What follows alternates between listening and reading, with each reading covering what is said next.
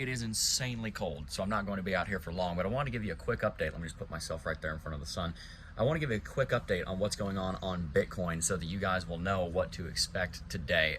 As you guys know, we are currently on vacation. I'm on a balcony and it is about 38 degrees out here and I'm not wearing shoes. So like I said, this is going to be quick. Took a look at the chart, paid a little bit of attention. Not a whole lot going on in the news that I can see anyway from my preliminary look. Again, I am on vacation, but what I did see is that a lot of people are expecting that Google ads are going to start running for the Bitcoin ETFs, which is another big step in the right direction for adoption. On the chart of Bitcoin, a couple of things I want to note. There is a bounce going on Bitcoin, and that's pretty exciting because Bitcoin could be beginning the first leg up. This actually could be the end of the rally, the end of the correction. As you guys know, we've had three major levels. Let's see if I can remember these in the cold. We've got 32.5, which is the 0.618, sorry, the 0.618 Fibonacci retracement level, all the way down to about 31,850, which is the 0.65, but also a level that we had used in the past as a bottom. We've got about $34,700, which is another level, 0.5, and we've also got 37.6.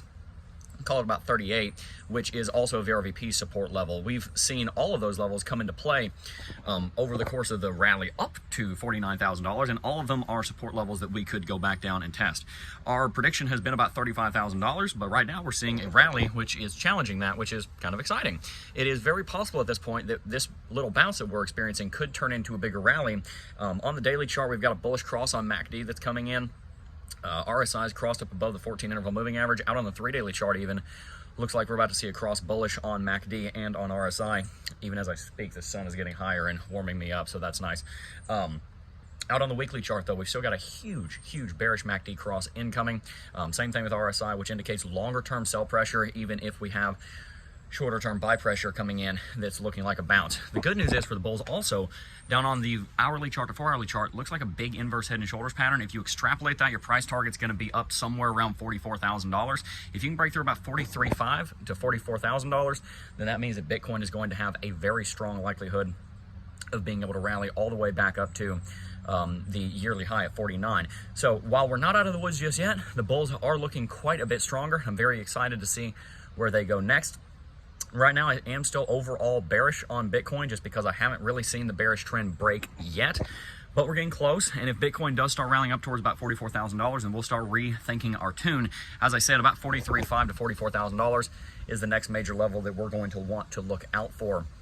What I want you to do today is to make sure this week that you have your dollar cost averaging set up, because if we do go into another big rally, or if we go into another big drop, you're going to want to get in on these levels.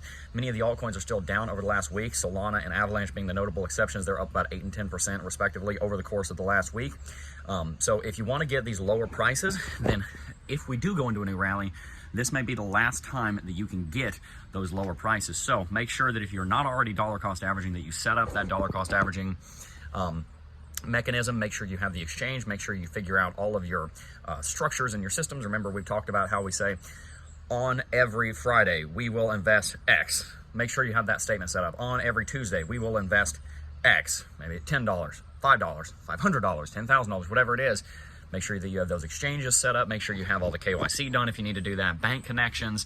Make sure you have a plan for where you're going to store those coins. Are they going to be on exchange in some kind of deep storage solution? Are you going to pull them off into a ledger? Or are you going to stake them? Or are you not? Figure all that out. And then also stay tuned for this afternoon's video, because I've got a video talking about some of my favorite altcoins that I recorded last week. Pre-recorded. It'll be coming out at 2 p.m. in the regular time slot. So make sure to stay tuned for that, because you need to be able to do some altcoin research to make sure that you know what altcoins to be investing in.